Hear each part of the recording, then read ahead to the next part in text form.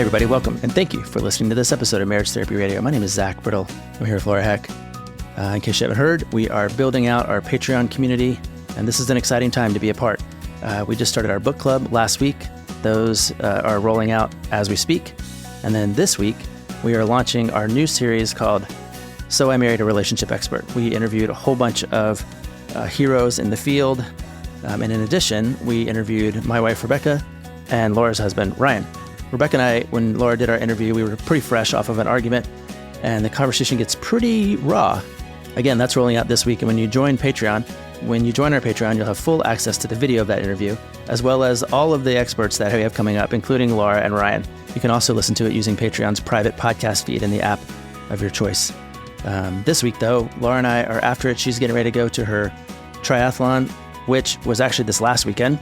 I happen to know that she did amazing. She really crushed it. And as always, we're talking through issues that come up in our practice, come up in our lives, and I hope you'll find something to take away because this is a very cool conversation. Stick around. Do you know what it is right now? Soup season? It's soup season. Are you frothing for a brothin'? I am so pumped on soups. Today is not fall, but this episode comes out in fall. Oh, yeah. So sure, it's soup season. I think it's still summer. It is. I made a reference to this, and actually maybe what I'll do is I'll put this in the Patreon, because if you're not on Instagram, I did an Instagram video probably last year, and I was pointing out all my favorite cookbooks, and one of them is this magazine. It's by Delish. And let's see here. It came out in 2000. So, okay. I mean, what I did was I've gone on and I've searched it and I've ordered this magazine. I don't even know, like, where do you keep old magazines? Like, these are in Barnes and Noble, but for some reason I'm able to purchase this magazine. I've given it to all of my friends, but it literally is like all soups, and it's the most amazing cookbook I've ever had for soups specifically. Okay. But I'm frothing. So is it a book or is it a magazine? It's a magazine. Okay. But it's a cookbook. It's a cook text. Anyway. Did I tell you I have to move my office?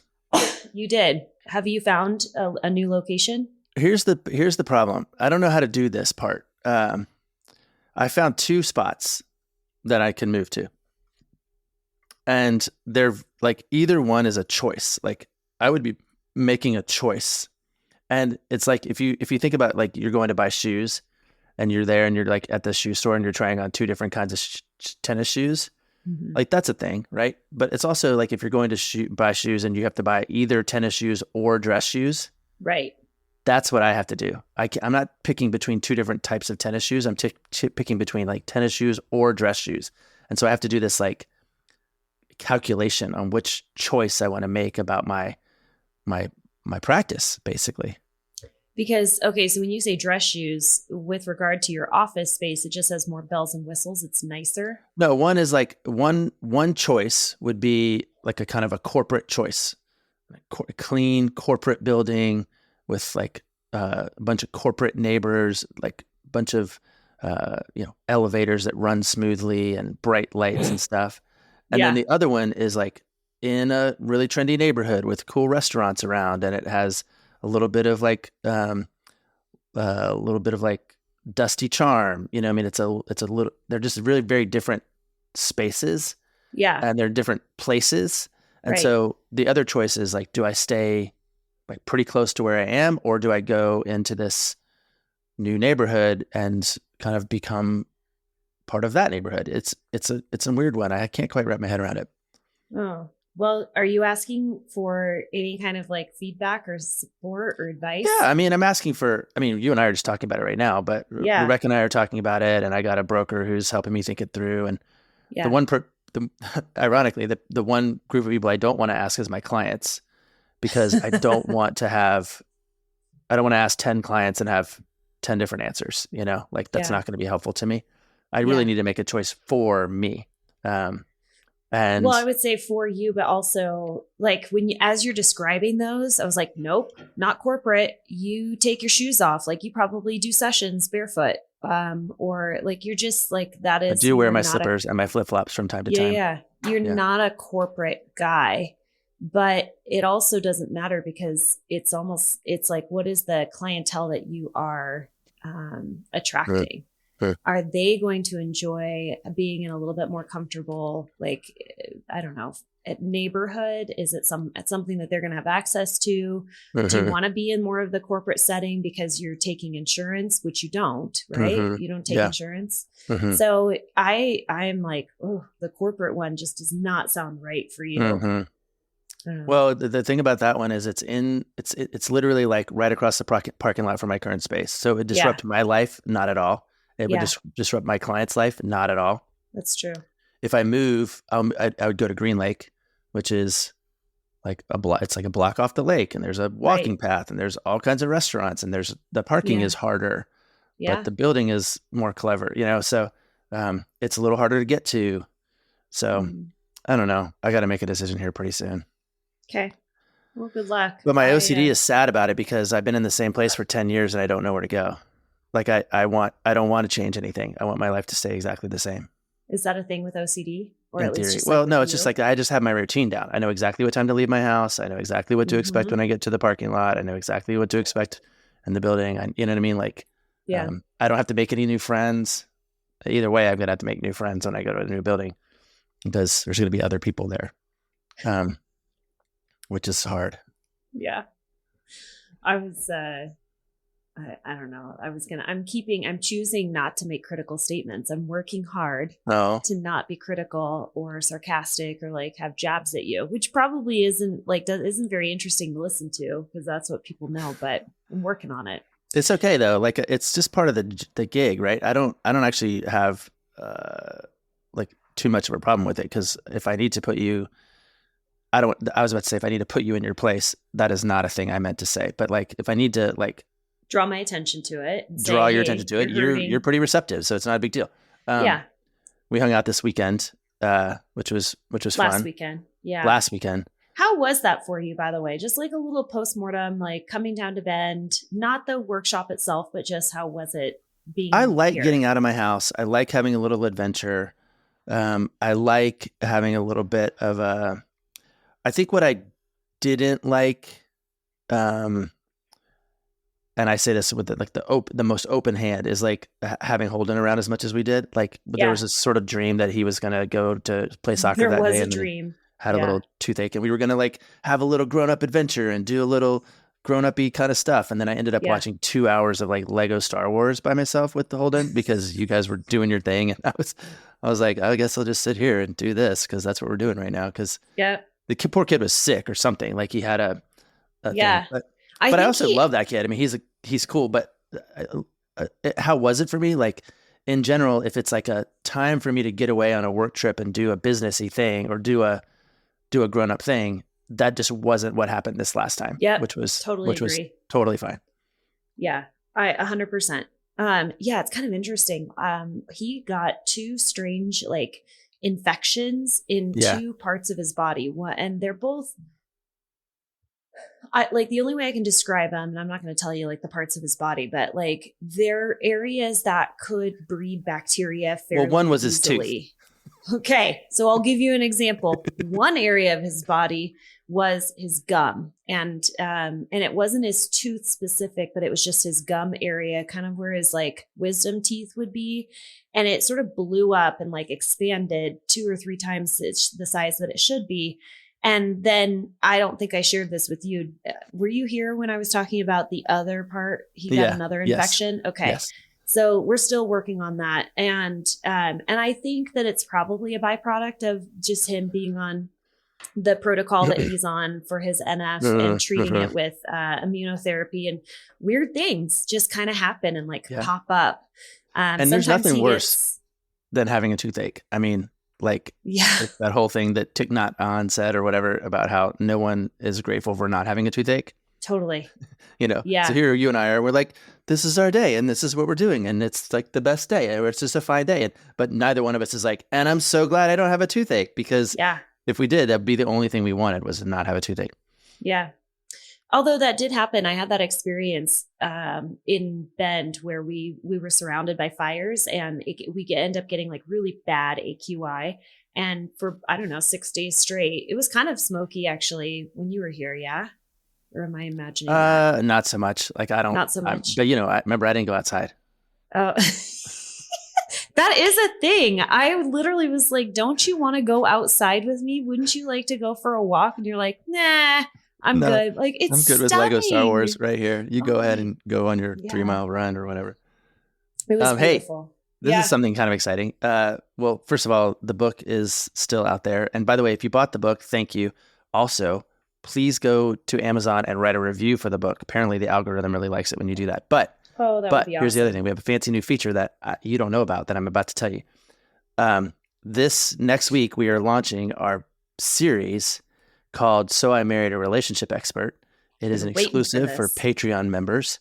The first episode is an episode that Laura did where she interviewed Rebecca and me. So, and we have a clip. And you guys. We have a clip for you right now. So really? Then we get to do that thing where we play the clip from the future episode and you could say coming up on So I Married, but you can only listen to the whole thing if you go over to Patreon and enroll at the right tier. We need you. But are you ready? Do you want to hear yourself interview us? Here you Sure. go. Ready? All right. So here's a clip from the upcoming episode called So I Married a Relationship Expert featuring the bride of my youth. This is Rebecca, wife of Zach. You guys have been married for how many years? Hold on. I want to ask Rebecca this question because I've heard Zach share it. How long have you been married? We've been married for 27 years in August. It'll be 27 years. 27. That's a long ass time. Holy It's moly. It's longer than, it's more than half our life. It's true. Yeah. Yeah. How do you think Zach answers that question when he shares, we've been married for He X says amount we've of been years? happily Yes. married for 25 out of 27 years. That's right. It's true. Now, It's how true. would She you actually- answer? it's actually How many 24. years have you been happily married? Is it the same number? What if she responded differently? Yes, based on like the way Zach's Like, I've describing been married it, yes. happily 13 years. Yeah. Like we Okay. have had two horrible, You've never said they were horrible years. horrible. like the first one, They're like bad. we could have ended. Okay. And then the other one, I love that I'm was taking just notes. bad. I'm like, I think I'm we were going to take past it the like you point guys are of we're gonna clients get a of mine. divorce. Like that wasn't a thing that we would have done. Too much Yeah. sunk Yeah. cost.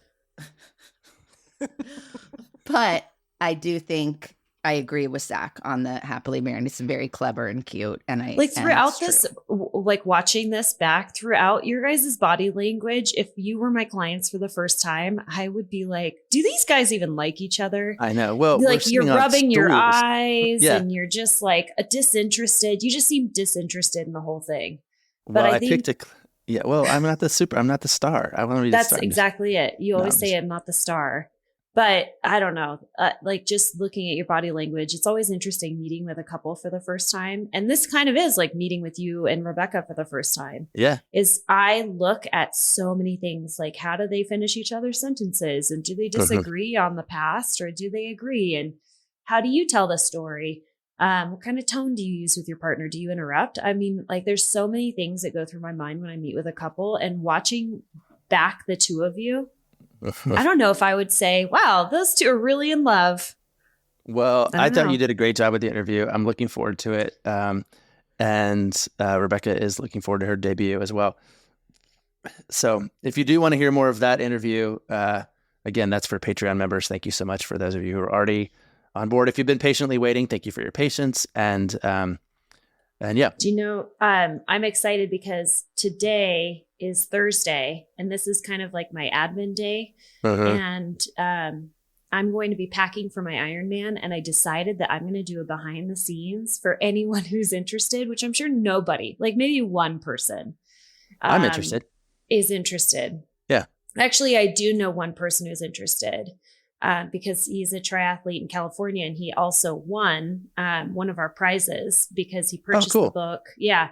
So I'm going to just simply be doing that for you. I'm going to do a behind the scenes of help me get ready for my Ironman. And you'll see all the crap you have to pack and all the stuff you have to think about and all the things you have to charge, blah, blah, blah. So I'm going to do that today and I'm excited. So I'm going to put that You guys on leaving Patreon today? also. We're going to leave tomorrow. Okay. Yeah. Right on. Yeah. I have two things that I want to think about out loud. Mm. I think one is short and one is long, but the short one might become long as sometimes it's wont to do. But tell me what you think about this. I was getting in this debate sort of with a client yesterday. I have this one client. We were getting in a debate the other day because we couldn't suss this out, and it was the client said, "I do not like physical touch. I don't like it. I don't want it. I don't welcome it. When people hug me, I cringe. It wasn't a norm in my family. It was just not a thing. And so I have no real need for physical touch outside of my relationship, where I have a very high need for physical touch.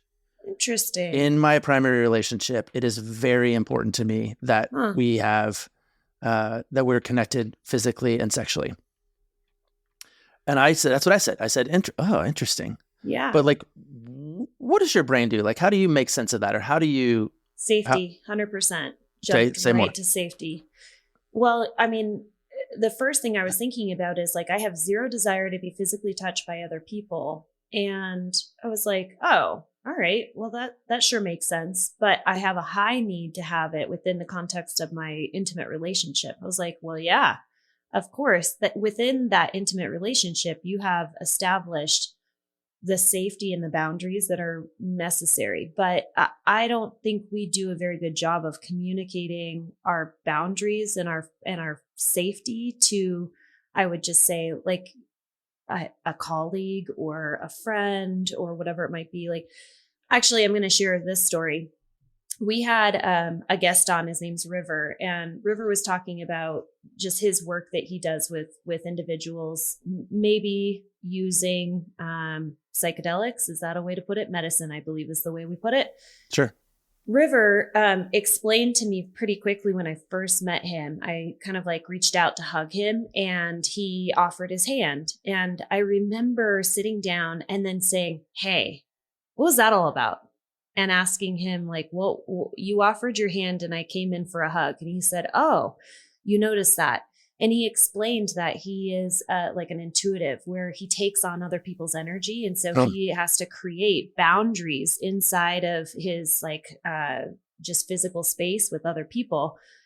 And I was aware of it immediately. I don't know if anybody else would be aware of it, but I asked him. And had I not asked him, I probably would not have understood what his boundaries were when it came to safety. I don't know. And so that's my assumption with this person that you're talking about, a client of yours, is that the opportunity to talk about your personal safety and boundaries with regard to your body doesn't just come up when it comes to people outside of like your intimate ring of human beings.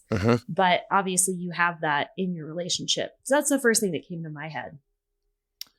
Yeah, no, that's makes sense. I don't think we had that part of the conversation. I think where we kind of went, because where my brain went was, man, that's a lot of pressure on your partner to fulfill all of your be like needs. Yeah, well, to be like, what if they're feeling prickly one day, or what if they're feeling like they don't want to have prickly, like they're feeling like their physical touch isn't in like does that put too much pressure on them or on the relationship to carry this piece? And then of course we expanded it into things like, what about emotional? What about spiritual? What about, just intellectual? Is there something that's inherent in that description that is unhealthy in a way that needs to be corrected? Or is it like, I think part of what you're offering is that it's actually quite beautiful, that there's this place or space that you can sort of retire your anxiousness maybe about physical touch,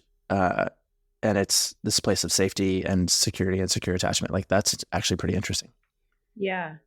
But I do agree that when you have something that you need in order to feel fulfilled or whatever it might be, fills your cup, helps you to feel connected, but it's only one lever. Like, I hear a lot of clients actually say that like, my only love language is sexual intimacy. It does put a lot of pressure, and it's also very narrow. That if you're thinking my only lever is sexual intimacy, and let's just say like all of a sudden things change for you and you're unable to get a hard on and maintain a hard on, or something different. Like your partner is on their period. You're out of luck in a lot of ways if your view of that intimacy is very narrow. And also that your partner is the only person that can give that to you and help you to feel loved and seen and all of those things. So I'm a huge fan of diversification and outsourcing to other people. Yeah, people don't like it when we talk about outsourcing because it feels like it's somehow a betrayal of the primary relationship. But I always caveat anyway with outsourcing by consent or outsourcing with permission, right? Like I outsource a lot of my emotional needs to my therapist, or my intellectual needs to our mutual friend, or so it's and that's all allowed. It's outsourcing without consent that is problematic. So okay, this is a little bit of a kind of a segue, but I do think when you look at the evolution of relationships over time, quite a bit of friction happens at the beginning of the relationship as you are negotiating your terms, basically of saying, here's what I need from you. And your partner is saying, I'm willing to give this to you, but I can't give this to you, or I'm unwilling to give this to you. And I think that there is a lot of friction points that happen early on in the relationship as you begin to figure out, what do I need to do to still get my needs met? Do I continue to ask for it, assuming that my partner is the only person that's going to give me this? Like what I see is oftentimes is women saying, I need my emotional needs to be met by my partner. And their partner may try every which way to try and meet their emotional needs, but ultimately they're coming up short. And you can either continue to be disappointed in your partner, or you can come to a place of acceptance for who your partner is as a human being, and then seek to outsource part of your emotional needs by someone else. But this is kind of the evolution that I'm seeing with couples is a lot of times when I'm with them, we are working through that acceptance place. And I think the acceptance can come when your partner says, it's still important to me. If you tell me that your emotional needs are important and I'm showing up and saying, cool, I want to try and figure out how I can meet your emotional needs. And they try. But ultimately, if you come up with the point of you're still not hitting the mark and I can still see you're trying, maybe I need to outsource that to a girlfriend, to a therapist, to my mom, whatever that might be. Does that make sense to you? It does. And the segue is relevant in the sense that like I was just talking to another couple this week, and she got on before he did because he was on another call or something. And she just said, hey, I just want you to know, Zach, that he is trying so hard. He really is. He's really bad at it. He's terrible at it, but he's trying really hard. And I was like, well, how do you feel about that? She goes, it's so sweet. And and then he came in and he had notes. He was like reading off his notes that he had collected. I love that. And I just said, hey, oh, hold on. Sorry. I need to get. You're going to name them from our supporters. I love that. Let's go with Kimberly and Brian. Brian with the Bryon. Are members of our Patreon community who are going to be receiving both our email for the book club. The second one goes out today, so before this podcast come out, and then also get the interviews. So I married a relationship expert. Blah blah blah blah blah blah. If you're interested in that, then what are you doing right now? I'm advertising, but you're trying so hard, but you are sucking at it. I know. I'm so just hard. Like Brian. Anyway, so Brian and Brian and Kimberly were talking, and Brian was late to the appointment just because he was on another call, but he showed up and he had notes. And Kimberly had told me beforehand that he is trying so hard, but he was bad at it. And I said, Kimberly, why don't you tell him? Like, tell him, just tell him right now, and you could just see his whole demeanor relax when she validated his effort. Yeah. Without his excellence, like his effort without his, I know. You That's nailed hot, the right? 2 E's. Did that just come out of your brain just now? Totally did. Oh God, that is so good.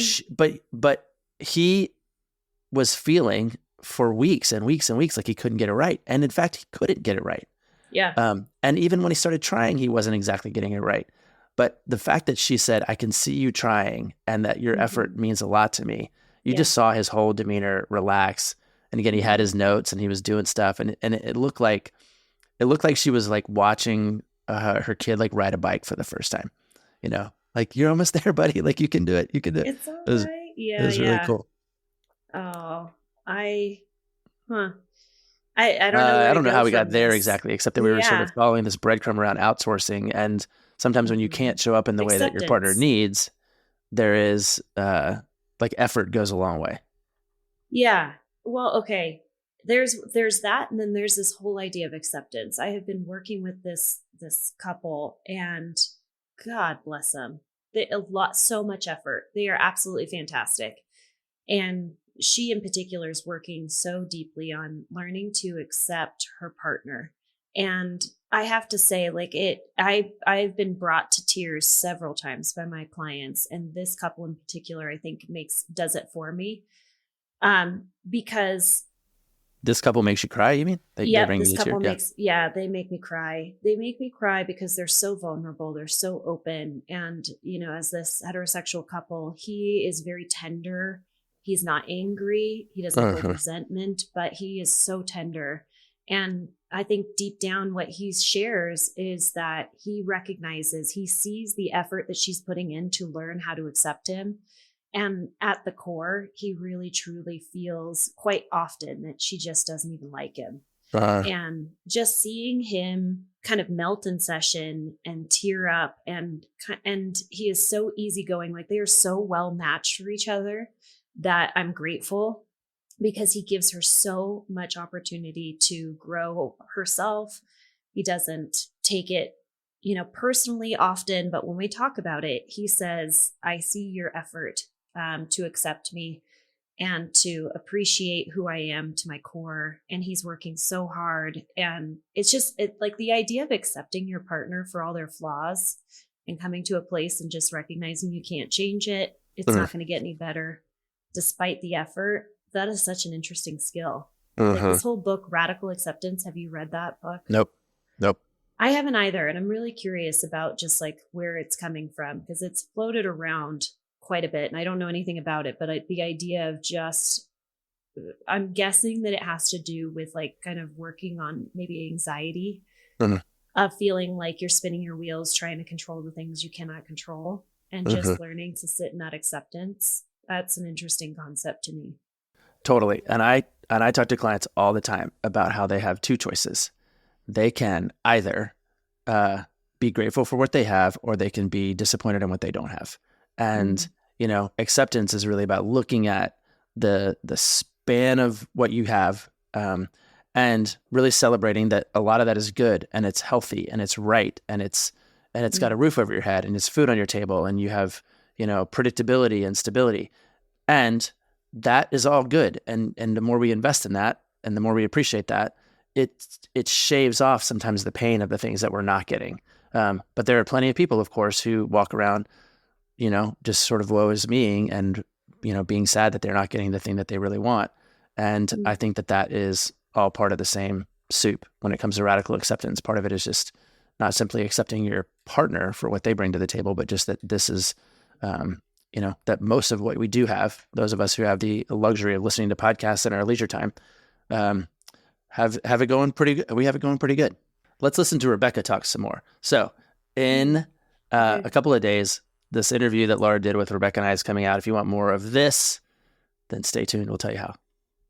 Yeah, it's very hard for me. I want to say right away, Zach calls it defensiveness, which I understand, but I don't feel like that. I feel like I'm just trying to make things right. I hate that feeling when I'm not right with someone in like an unhealthy way. Like I shouldn't care. Yeah. I mean, with Zach, I should care, but like Totally. I can't walk around carrying the fact that someone's upset at me. So I will just try and fix it. Yeah. And Zach's not asking me to fix it. He's asking me to say, I'm really sorry. I should have texted you back about that. Or I should have said, I'm going to be home at 6:30, not 6. Or I should have said, I don't know when I'm going to get home. You know, like, And I'm sorry. And he would be like, great. Okay. You have 100% gotten so much better at communicating what you are looking for. So just as an example, you have said this to me, and I think you even said this last weekend, where you were like, here's something I wanted to share with you. I don't need you to fix it. It's not really a thing. Like you just kind of like gave me the heads up of what role you wanted me to be in. Of like, you don't need to fix it. I just needed to share this information with you. And yes, it was disappointing, or yes, I had hard feelings and I'm processing, but I don't need you to do anything. And I so appreciate that. But I wonder if that has come out of years and years of you and Rebecca practicing, where 100%. you come to her with your pain and then she's like, no problem. Let me go ahead and fix that immediately, because I can't be, on the outs. I don't want to disappoint you or hurt you in any sort of way. 100%.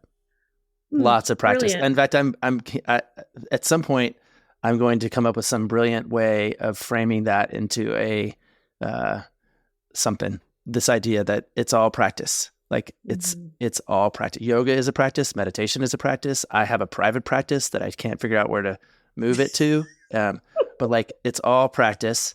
And yeah, Rebecca and I have been practicing for a very long time to figure out how to, not drive each other crazy. Make sure that we are, accepting what we do have and not really focusing on what we don't have. That's that's probably the main lesson of my being married to someone who's very different than me. But yeah, right before we started this clip, I will go ahead and say the thing that you were saying, which is I got to talk to Ryan and Laura.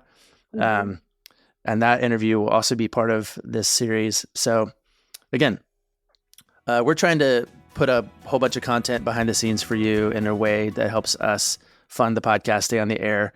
And so we're grateful for your participation, and just be on the lookout for stuff that's rolling out now, because we're back to school and we don't have you don't have to drive your kid to camp every day. And my kids just don't pay attention to me. What time is it? It's 9:47. My senior in high school is still in bed for some reason. Oh, really? Like, didn't make it to school today? Didn't try. Oh, all right. All right. I have so much to talk to you about with that. My goodness. Yeah. All right. Let's land this plane. And then, all right. Toodles. Toodles. Thanks so much for listening to this episode of Marriage Therapy Radio. Zach teased a couple of items that we have exclusively for our Patreon subscribers. Thank you to Brian and Kimberly. I believe there are two guests on the podcast today. Thank you for joining us with our story that we would like to tell. But if you're interested in joining the book club, if you want to get some of the behind the scenes, we've been recording sort of the after chat that happens when we record a podcast, and we just kind of slip into our personal lives. If you want to hear about my Ironman prep, I don't know if you want to, but it's on there. Check out our Patreon. You can find it by going to marriagetherapyradio.com. And if you have not purchased the book, you can also do that by clicking on the link that we have available, and that gives us a little bit of a kickback so we can keep the lights on. Thanks for all of your time and attention, making your relationship better today than it was yesterday.